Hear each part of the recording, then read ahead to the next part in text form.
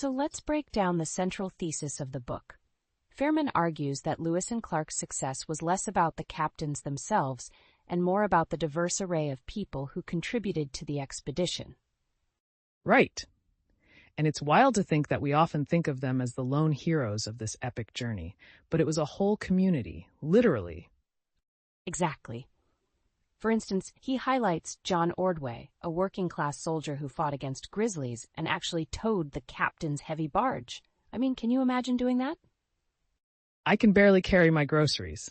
But seriously, it's a cool reminder that history often gets boiled down to just a few names, while the real story is so much richer. Another standout example is York, Clark's enslaved man. Fehrman really delves into York's perspective, showcasing his struggle for autonomy and voice during the expedition. Yeah, and it's so powerful. There's this one quote where York says, "I'm more than just a shadow." It really hits hard, doesn't it? It does. It forces us to confront the complex realities of race and power dynamics in early America. And let's not forget Sacajawea. We all know her name, but Fehrman paints her as a central figure, not just a translator, but a guide and a crucial part of their survival. You know, that's a good point. It feels like we often reduce her to just one role, but she was so much more. Exactly. And speaking of roles, Fehrman also reveals Jefferson's secret political maneuvers to fund the expedition. It's like he's playing a game of chess while everyone else is just trying to survive out there. Right? It's like the political version of Survivor. I'll give you funding if you bring me back some cool maps and maybe a few new plants. And speaking of maps, Fehrman really takes us through the sheer magnitude of the journey. Over 8,000 miles. It's mind-boggling.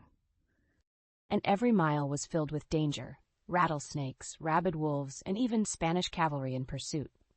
It's basically the ultimate road trip gone wrong. I mean, who needs a travel guide when you have that kind of chaos? But here's where I think we could debate a bit. You know, some might say that by focusing so much on these different perspectives, Fehrman risks diluting the captain's contributions. What do you think? I can see that point. But I think it enhances their story. It shows that they needed help, that they weren't just these heroic figures standing alone. Fair enough. It definitely adds depth, but some might argue it detracts from the narrative that made them famous in the first place. Well, maybe they should have included a disclaimer. The heroes of this story are not always who you think. Right. And it's this kind of revisionist history that I think is so important today.